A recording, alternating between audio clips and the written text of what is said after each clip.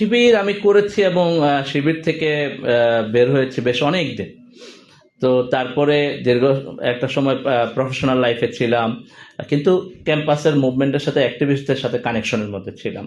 জুলাই গণ অভ্যুত্থানে এসে আবার একেবারে রাজপথে নেমে লড়াই করেছি। তো শিবিরকে আমি মনে করি, শিবির এবং জামাত সহ যত ফেসিবাদ বিরোধী বিএনপি ছাত্রদল প্রত্যেকে এই আন্দোলনটা একসাথে করেছে, যে কারণে আমরা একটা সফলতা পেয়েছি, একটা বড় বিরাট বিজয় অর্জন করেছি। সুতরাং প্রত্যেকের প্রতি আমাদের ভালোবাসা, আন্তরিকতা, শ্রদ্ধা, সম্পর্ক আছে, সেই জায়গাটা আছে।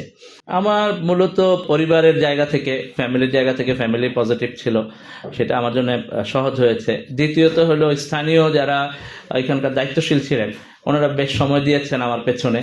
তো আমি মূলত স্কুল জীবন থেকেই শিবিরের সাথে সংযুক্ত হই এবং স্কুলেই শিবিরের সাথী হই আর কি।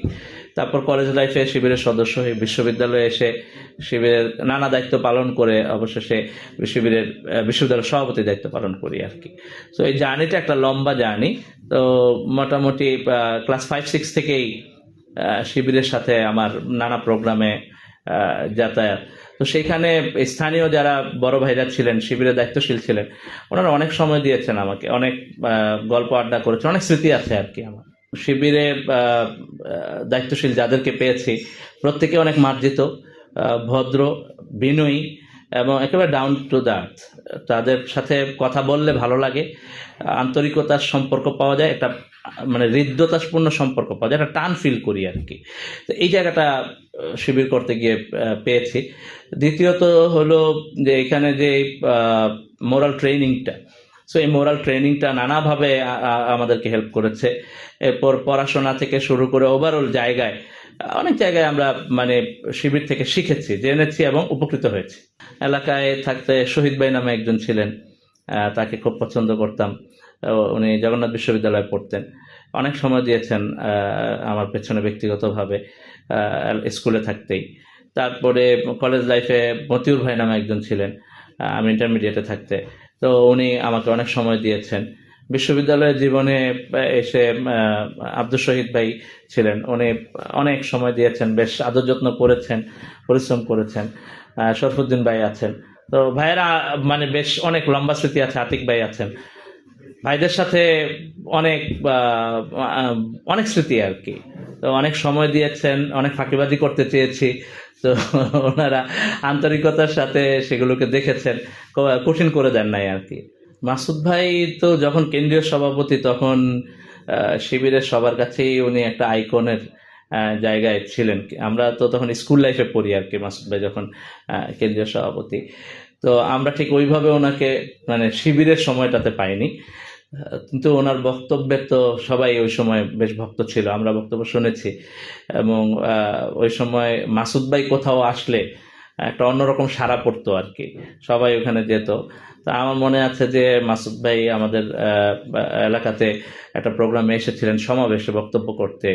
আমরা ওই ওই সারা রাত ওই সমাবেশ স্থলে ছিলাম, এই প্যান্ডেল ট্যান্ডেল সাজানো, রেডি করা, পরের দিন সকালে আসছেন। তো অনেক স্মৃতি আছে আর কি এই রিলেটেড।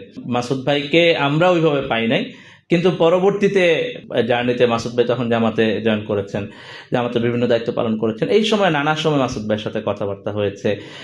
আলহামদুলিল্লাহ মাসুদ ভাইয়ের সাথে একটা ব্যক্তিগত ভালো সম্পর্কই আছে।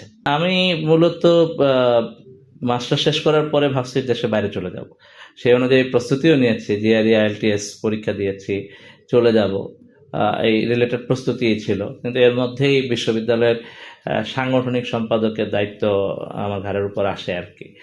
তো তখন দেখলাম যে আর এখান থেকে আর ছোটার উপায় নাই।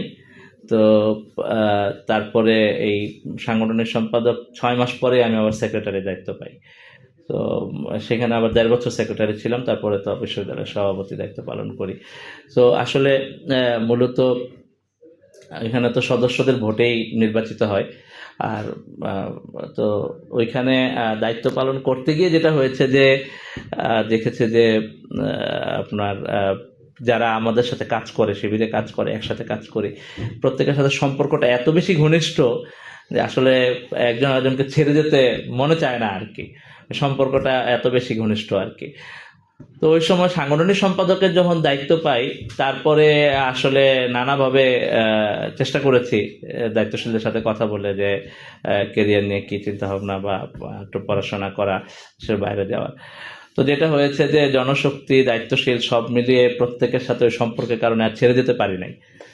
এরপরে দায়িত্বটা কন্টিনিউ করতে হয়েছে আর কি।